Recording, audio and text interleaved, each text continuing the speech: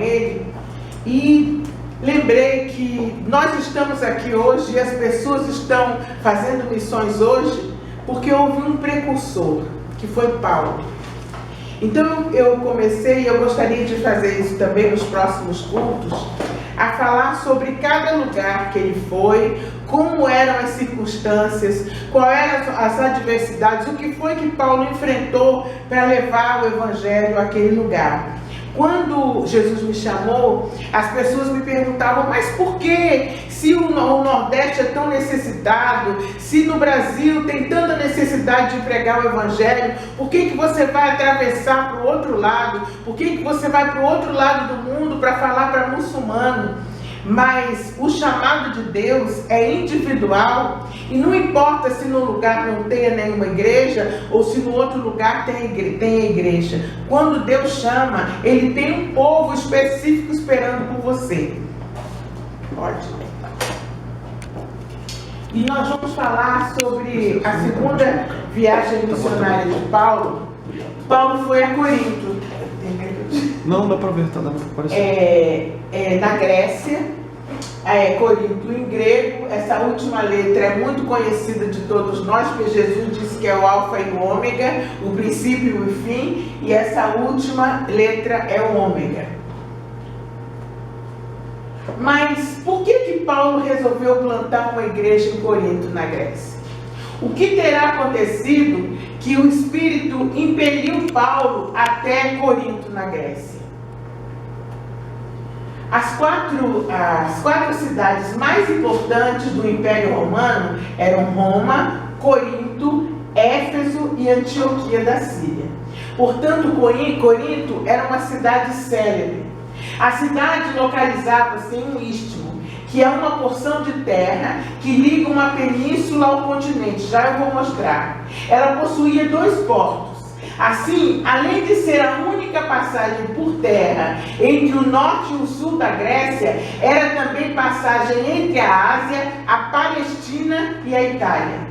Os navegantes poderiam dar a volta pelo sul da península, porém, o mar na região era muito perigoso e tempestuoso. Corinto era então um corredor de mercadorias. Além disso, suas terras eram férteis. A cidade era rica e tinha localização estratégica no cenário mundial. Deus é um estrategista. Então ele sabia que, sendo um corredor de mercadorias, Éfeso, ele então mandou Paulo para lá para que o evangelho se espalhasse ainda mais. Aí está.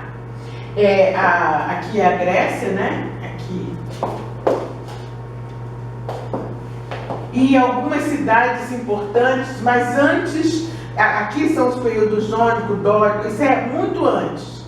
Então nós vamos ver ali, Atenas fica por aqui e a nossa cidade fica por aqui, bem pertinho. Tem um outro mapa que fica melhor. Eu não sou muito boa nessas coisas, então de vez em quando eu troco a ordem.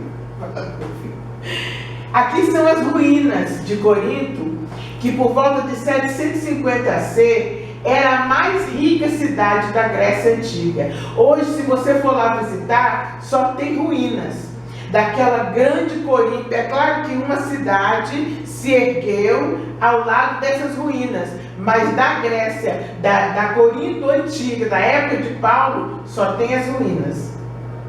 Paulo era um missionário estrategista. Ele escolhia cidades para as quais se dirigia com muito critério e cuidado, é claro que guiado pelo Espírito Santo. Corinto era uma das maiores e mais importantes cidades do mundo, como também Roma, Éfeso e Alexandria.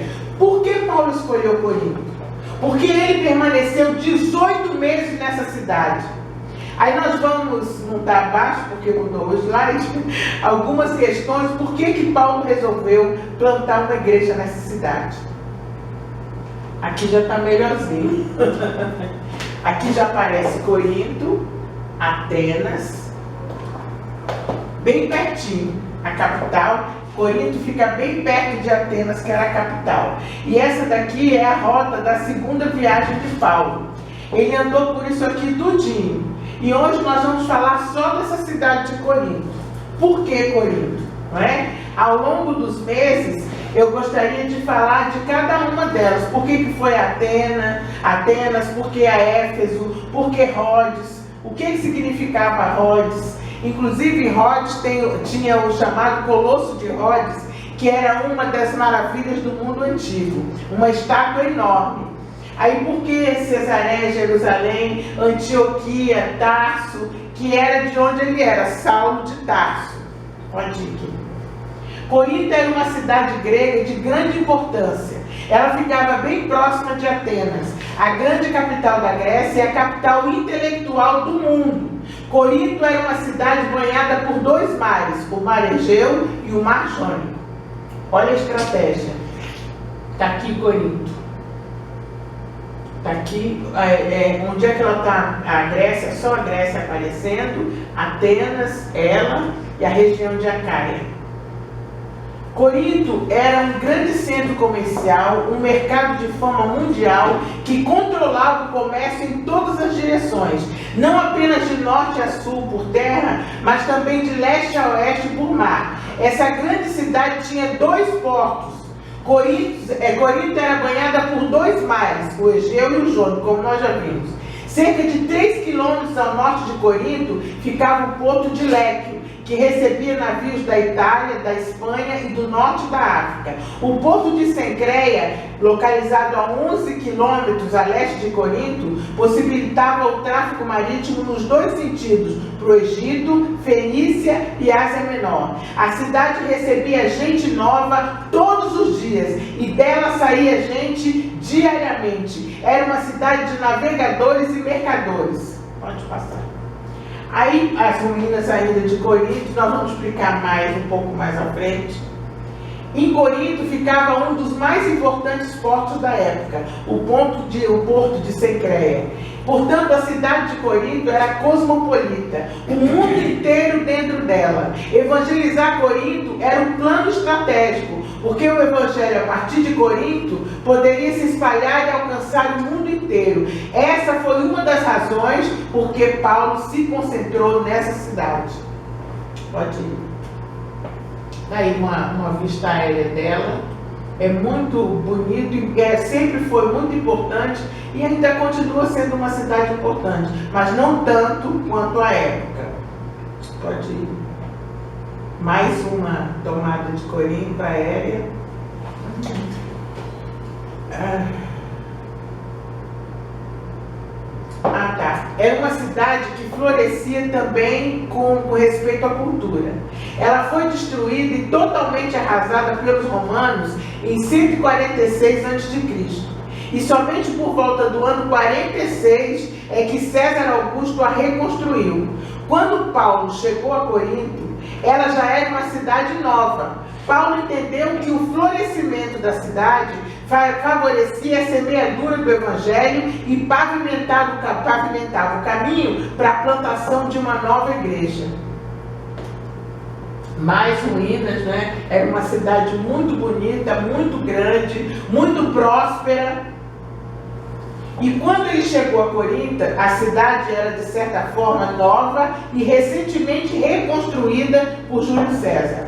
Uma igreja tem maior tendência de crescer numa cidade nova e florescente do que numa cidade antiga, onde a tradição já está arraigada. Paulo entendeu que o florescimento da cidade era um campo fértil para semear o evangelho e plantar uma igreja estratégica. Era uma das cidades mais importantes do mundo naquela época, e isso por 3 razões. A primeira, por causa do comércio. Corinto era uma cidade marítima, tinha um porto e naquela época era uma rota comercial importante. E o comércio do mundo passava por ali. Isso foi visto por Paulo como uma porta aberta para a pregação. Plantar uma igreja em Corinto era abrir janelas de evangelização para o mundo. Segundo, pela sua tradição esportiva. Corinto era também uma cidade importantíssima na área dos esportes. A prática dos Jogos Istmos de Corinto só era superada pelos Jogos Olímpicos de Atenas. Corinto era uma cidade que atraía gente do mundo inteiro para a prática esportiva. O que eram esses Jogos Istmos? em honra ao Poseidon, o deus do mar, que eram feitos esses jogos, na cidade de Corinto até o século III, mais ou menos 146 a.C., quando a cidade foi destruída pelos romanos. Além das provas atléticas, também possuía concursos dramáticos e musicais. Como prêmio material, eles ganhavam uma coroa de aipo ou de pinheiro. Pensa no fedor. Pinheiro tudo bem, mas uma coroa de aipo só deu uma causa. As modalidades esportivas na Grécia Antiga tinham as corridas hípicas, a prova mais popular, né, mais aristocrático, como o boxe, fazia muitas vítimas, porque não era como hoje, que você não pode bater aqui, bater ali, bater aqui, era para todo lado pancada. E as corridas a cavalo eram de 2 a 4 cavalos. Esse aqui é um vaso e está retratado. Quem ganhava era o dono do aras. Se você ganhasse a corrida, você ficava como dono ou como proprietário de todos aqueles cavalos. Uma égua de Corinto, chamada Aura, ganhou a prova, mesmo o cavaleiro tendo caído. O cavaleiro caiu e ele ali, ó, não precisou ninguém, a égua. Continuou a correr e ganhou sem cavaleiro, pode ir. Terceira razão, pela sua abertura a novas ideias. Corinto era uma cidade altamente intelectual. O principal hobby da cidade era ir para as praças e ouvir os grandes filósofos e pensadores exporem suas ideias. Era uma cidade que transpirava cultura e conhecimento. Agora vê como Deus é estrategista.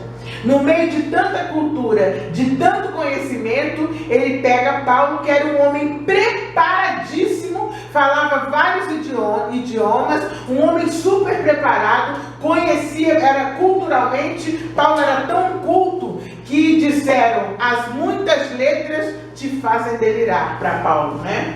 Paulo entendia que o evangelho poderia chegar ali e mudar a cosmovisão da cidade. Aqui é um afresco, é Paulo pregando naquela cidade. Muito interessante. E tinha uma razão moral também. Embora Corinto fosse uma cidade acentuadamente intelectual, era ao mesmo tempo profundamente depravada moralmente. Então, olha o quadro, né? Por um lado, era uma cidade próspera, nova, o mundo inteiro passava por ali, altamente intelectual, mas junto com isso havia uma barreira muito grande. Era uma cidade extremamente depravada. Talvez Corinto tenha obtido a fama de ser uma das cidades mais depravadas da história antiga. Foi para lá que Deus mandou Paulo. A palavra Coríntias estai, viver como um coríntio, chegou a ser parte do idioma grego e significava viver bêbado e na corrupção moral. Você é um corinto, você vive como um corinto, ou seja, você é um bêbado e você vive em corrupção. Vocês vão ver já por quê. A cidade de Corinto era corrompida por algumas razões. A prostituição era a primeira. Naquela cidade, a deusa Afrodite era adorada e tinha o seu templo sede na Acrópole, uma montanha com mais de 560 metros de altura. Nós vimos no início. Só tem as ruínas hoje. Na parte mais alta da cidade, Afrodite era considerada a deusa do amor. 1000 sacerdotisas trabalhavam com prostitutas cultuais nesse templo de Afrodite. Milhares de coríntios adoravam seus deuses visitando, entre aspas, essas sacerdotisas. Ou seja, se pega só um minutinho. Agora vocês imaginam, Paulo chega, implanta a igreja e um monte dessas mulheres se converte. Vocês estão entendendo por que Paulo diz que a mulher tem que estar calada na igreja? Que a mulher, porque se deixassem, elas eram mulheres que dominavam esse templo e elas mandavam em tudo. Não era o Deus, a Afrodite era uma deusa mulher. Então elas mandavam em tudo, elas dominavam o culto, elas mandavam no culto. Então quando elas se converteram, aí, e tem mais, elas raspavam a cabeça. Por isso o uso do véu. Pode ir. Um homem, esse aqui é um vaso também, um homem com uma prostituta em uma festa de Corinto, retratado em um vaso. Mas era cada coisa que eu não pude nem trazer. Uma escrava ajudando um homem bêbado a vomitar, retratado em um vaso. Olha a cara do miserável. O homossexualismo. Corinto era uma cidade onde ficavam os principais monumentos de Apolo. A adoração ao deus Apolo induzia a juventude de Corinto, bem como a juventude grega em geral, a se entregar ao homossexualismo. Talvez Corinto fosse o centro homossexual do mundo na época. Olha para onde Deus mandou Paulo. Muitos membros da igreja de Corinto, antes de sua conversão, tinham vivido na prática do homossexualismo. Paulo não tinha. E hoje em dia dizem, olha a diferença. Está lá na Bíblia. Dizem que você nasce homossexual, continua homossexual e que você não tem que fazer nada a respeito, mas está aqui na Bíblia. Eu vou fazer esses estudos que é para mostrar para vocês como é que acontecia a época. Naquela época não era muito diferente de hoje. As práticas daquela época estão muito parecidas com as de hoje. Então, no início da igreja e no fim da igreja, as coisas vão ficar muito parecidas. Isso, pode ir, meu filho. Hoje eu estou te dando trabalho, né, meu Só filho? ficar só um passinho para frente aí, tá de boa. Aí tá ótimo, obrigado. Porque eu sou tão grande que eu Não, tenho pessoal, se medo de- movimenta. eu tenho medo. É porque isso aqui está na frente, aí, ó. Prostituição masculina retratada em um vaso. Ele ficava ali exposto e era um garoto de programa, né, dos dias de hoje. Pode ir. A carnalidade. Havia na igreja de Corinto divisões e práticas sexuais desregradas. A igreja de Corinto era uma igreja infantil e carnal. Então é um problema e Paulo lutava por isso. Toda a luta de Paulo, a primeira carta aos Coríntios, segunda carta aos Coríntios, porque era uma coisa terrível. Você imagina você pegar uma prostituta, colocar dentro da igreja, as pessoas com todas essas práticas, um bêbado, e tudo dentro da igreja, e você tendo que ensinar os rudimentos, porque não tinha nada. A cidade de Corinto tinha um local chamado Acrocorintos, onde ficava o templo da deusa Afrodite, a Hieruína, com cerca de 1000 prostitutas cultuais e heródulas, sendo muito comum a prática de orgias. A cidade era universalmente conhecida por sua imoralidade. O termo menina coríntia era sinônimo de prostituta e corintianizar significava levar uma vida imoral. Nas comédias gregas, Coríntio era ocasionalmente a designação dada aos bêbados. Estas condições lançam alguma luz sobre as referências que Paulo faz à imoralidade no mundo pagão, nas suas 2 cartas aos Coríntios. Foi uma luta, pode ir. Aqui também mais uma tomada do templo de Afrodite. Afrodite, localizado no topo do Acrocorinto, tendo mais de 1000 sacerdotisas que se dedicavam à prostituição religiosa. As festas dedicadas a esses demônios eram repletas de música, orgia, comida, bebida e excessos de todos os tipos. Nas oferendas de animais, uma parte era queimada no altar do ídolo e a outra era doada ao sacerdote. De onde tirou isso, hein, gente? Lá do Antigo Testamento. A última era entregue ao ofertante, que quase sempre a vendia no mercado. Olha que benção. E outra razão era espiritual. Corinto era uma cidade com muitos deuses e muitos ídolos. Até hoje, quando se visita Corinto, pode-se visualizar enormes estátuas e monumentos que foram dedicados aos deuses. Por ver a cidade perdida no cipoal de uma infinidade de deuses, Paulo entendeu que estava precisando do Deus verdadeiro. Aqui são alguns dos deuses. Afrodite, Apolo, Ares, Artemis, Atena, Deméter, Hefesto, Heracles, Hermes, Poseidon, Zeus. Pode ir. Era a deusa dos casamentos e da maternidade. Atena, deusa da sabedoria e da serenidade, protetora da cidade de Atenas. Hermes era uma divindade que representava o comércio e as comunicações. Hefestos, divindade do fogo e do trabalho. Zeus, deus de todos os deuses, senhor do céu.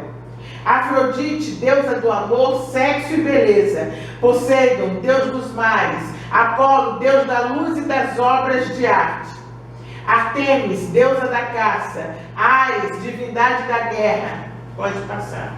E tudo isso aí, até chifrinho tinha os deuses dele.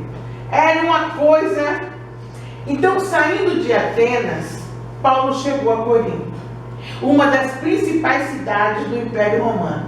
Lá, Paulo encontrou um judeu chamado Áquila e sua mulher Priscila, que haviam se retirado de Roma por decreto de Cláudio, o imperador.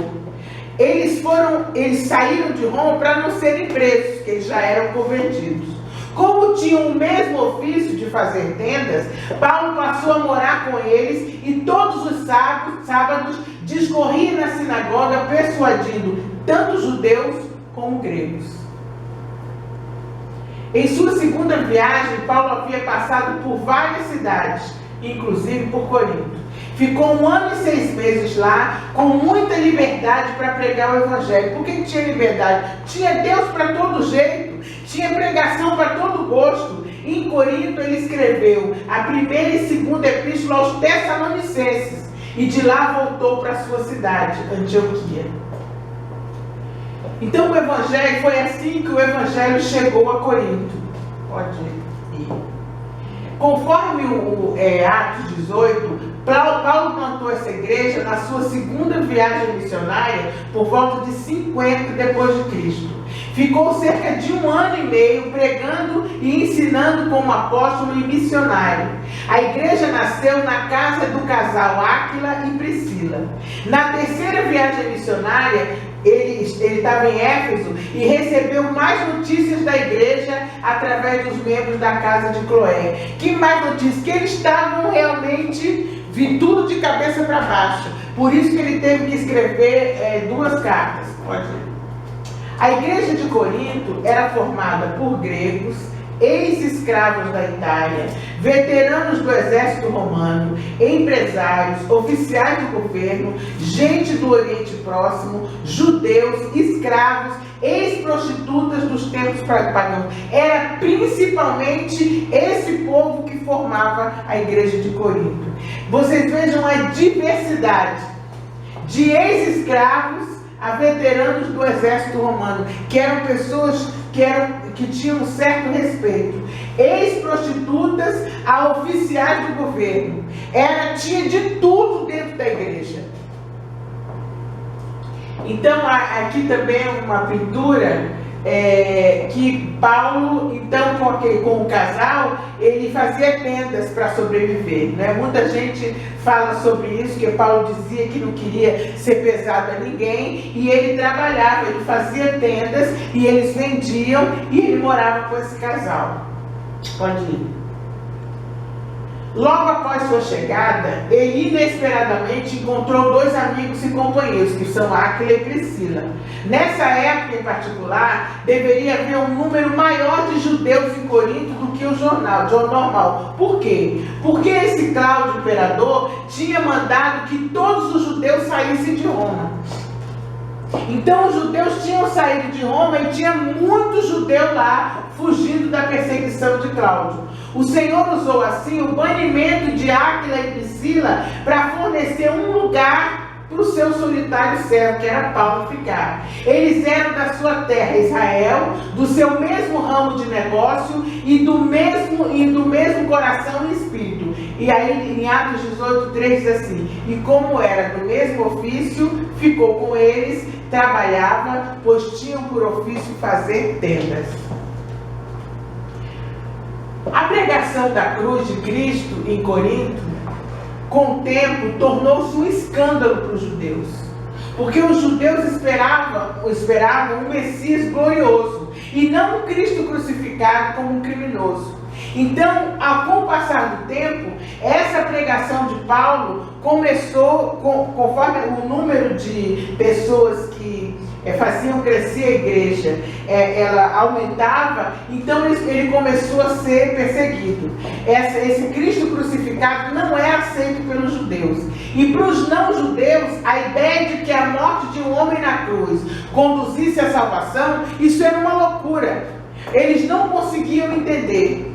Por causa da oposição dos judeus ao apóstolo e à sua mensagem, Paulo sacudiu as vestes. Vocês lembram dessa passagem na Bíblia? Ele sacudiu as vestes e tomou a decisão de concentrar o seu ministério nos gentios, por causa da perseguição dos judeus com ele nesse lugar. Sacudir as vestes era um gesto de julgamento que significava: você teve uma oportunidade, mas a despeito. Lembram? Numa outra passagem, os que Jesus enviou, ele sacudiu a poeira dos pés. É a mesma coisa. Cada região tem a sua forma de dizer: olha, eu fiz o que eu tinha que fazer agora. Naquela região de Jesus, o hábito era bater a poeira dos pés. E lá era sacudir as vestes, tirar a poeira do corpo todo. Pode ir. Paulo então recebeu uma visão em Corinto. Atos 18, 9 a 11. Ele recebeu uma ordem expressa de Deus. E o mais interessante é que Deus diz: não temas.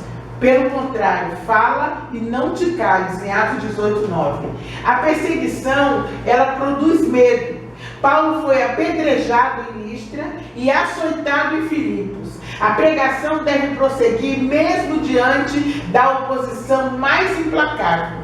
Porque diante de, vocês imaginem um lugar completamente corrupto, a cidade mais corrupta da época. Imagine se o inimigo ia deixar barato Paulo chegar. Olha o tanto de gente que estava na igreja, gente desde escravos até pessoas ilustres do governo. Então imaginem a diversidade e como essa igreja cresceu e como o inimigo começou a se levantar contra ele. Tanto que ele parou de... Nós vimos no início que ele pregava nas sinagogas todos os sábados. A perseguição foi tão grande que ele decidiu sacudir as vestes e se concentrar só nos gentios. Pode ir. Aí aqui também é uma pintura, tá, ele sendo apedrejado e aqui sendo açoitado. Eu nem trouxe, mas os açoites não eram com uma correia comum. Geralmente tinha coisas nas pontas, como até hoje naquela região. Tinha umas bolas de ferro. Os muçulmanos, por exemplo, usam gilete. Naquela época eram umas bolas de ferro, que é para ferir de verdade. E tinha uma promessa consoladora de Deus: estou contigo e ninguém ousará fazer-te mal. A presença de Deus é o nosso escudo protetor, porque, como a Bíblia diz, podem até maltratar o nosso corpo, mas não podem fazer nada com o nosso espírito. Pode ir. O testemunho de Paulo na adversidade. Paulo era um missionário consciente da sua missão. Para ele, o sofrimento no exercício do ministério era circunstancial e estava sob os cuidados de Deus. E muitas vezes ele fala que com muitas algemas, olha lá como é o açoite. É completamente diferente dos chicotes que a gente vê hoje. Naquela época os chicotes eram assim, ou eram cheios de nós, ou então tinham bolas de ferro. Ele teve uma revelação de Deus, que ele disse, Deus disse para ele: pois eu tenho muito povo nessa cidade. Por que Paulo insistiu com Corinto? Porque Deus disse para ele que tinha muito povo nessa cidade. E encorajado pela visão, ele permaneceu 1 ano e 6 meses em Corinto. Acabou? Não acredito. Então, de Corinto, em 52 depois de Cristo, ele escreveu 1 Tessalonicenses. Em menos de um ano, ele enviou a segunda carta para a mesma igreja. De lá ele foi para Cencreia, cidade portuária, de onde partiu para a base, e com uma breve parada em Éfeso de novo, navegando em seguida rumo a Cesareia, de onde seguiu para Jerusalém e depois Antioquia da Síria. E esse foi o fim da segunda viagem missionária de Paulo. Agora acabou? Ah, não. E que eu fui acrescentando coisa, eu não lembro mais. Mas quais são os frutos dessa igreja fundada por Paulo? Será que hoje em dia aquela cidade ainda tem algum cristão? Será que hoje em dia eles voltaram a ser como antes? O que aconteceu, não é? A Grécia é o país mais cristão da Europa. A Grécia foi o primeiro país europeu a ser evangelizado.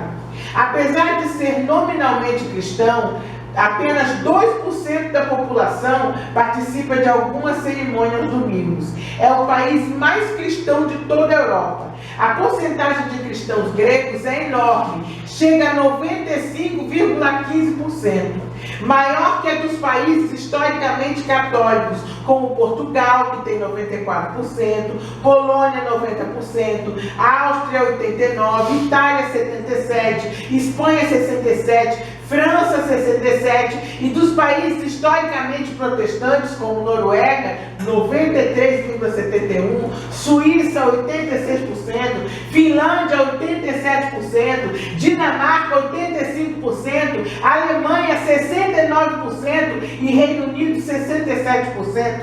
Nós sabemos que a maioria é fachada.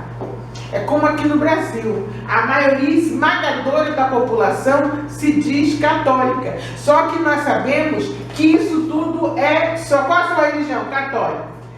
A maioria dos brasileiros, só que na verdade as coisas não são assim. A igreja na Grécia, percentualmente falando, a Grécia é mais cristã que todos os países da América do Norte e da América do Sul, exceto o Paraguai, que tem 97,95%, e a Colômbia com 95%. Quase todos os cristãos da Grécia pertencem à igreja ortodoxa. Que igreja é essa? Em 1054 houve um cisma, uma cisão entre a igreja católica e nasceu, dentro da igreja católica, e nasceu essa igreja ortodoxa. Qual é a diferença? Aqui é o interior de uma igreja ortodoxa. Não parece uma igreja católica? Tem muita semelhança, né? Toda aquela pompa. As igrejas ortodoxas mais famosas e mais poderosas estão na Grécia e na Rússia. São os chefes dessas duas igrejas, eles influenciam muito politicamente. Essa igreja ainda não se desvencilhou da ligação que tem com o Estado. Pode ir.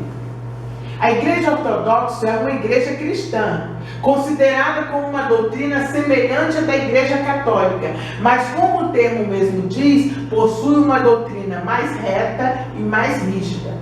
Não é como a doutrina da igreja católica, eles são mais rígidos. No século XI, em 1054, houve um racha entre as igrejas cristãs, dividindo-as entre catolicismo e igreja ortodoxa. Essa ortodoxia é exatamente porque eles procuram viver de uma maneira mais... fulano é ortodoxo, fulano é todo certinho. Os cristãos ortodoxos não aceitam os dogmas católicos e não consideram válidos os sacramentos. Então, pode passar. A igreja ortodoxa se vê como a verdadeira igreja criada por Jesus Cristo. Além de não reconhecerem o Papa como autoridade, isso é uma coisa que eles não aceitam. Para os cristãos ortodoxos, como são chamados, não existe purgatório, não acreditam na virgindade de Maria após a concepção, e na igreja ortodoxa os padres são liberados para o casamento, desde que este tenha ocorrido antes da conversão, e apenas os bispos são obrigados a manter o celibato. O líder da igreja ortodoxa na Grécia é esse aqui. A maior autoridade na igreja ortodoxa é o Santo Sínodo Ecumênico. desde a fundação até os dias atuais. As igrejas ortodoxas mais importantes são a Igreja Ortodoxa Grega e a Russa.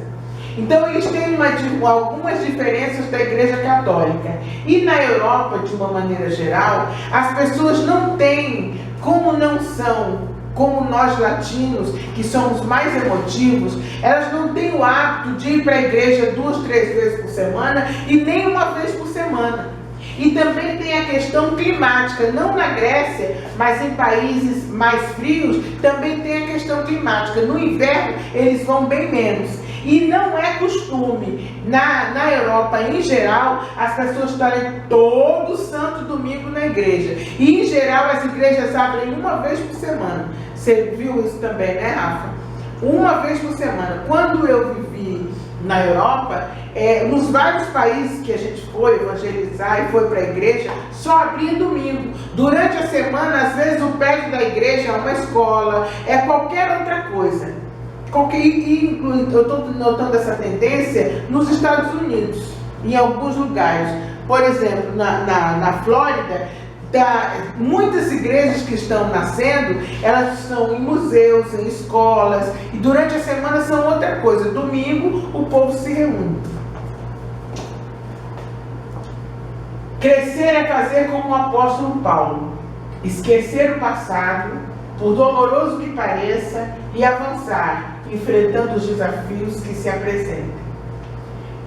Fazer missões é exatamente isso, é como a Bíblia diz, prosseguir, seguir adiante. E é assim que a gente cresce espiritualmente.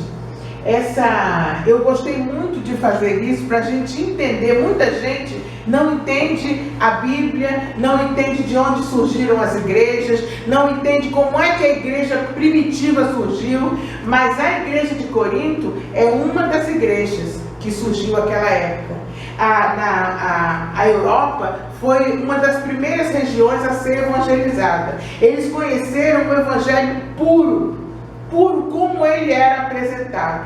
E hoje em dia nós estamos mandando missionários, nós que já recebemos deles um dia, estamos mandando missionários. E hoje há ainda assim uma necessidade de mandar missionários, porque na Constituição da Grécia, a Grécia não é um Estado laico.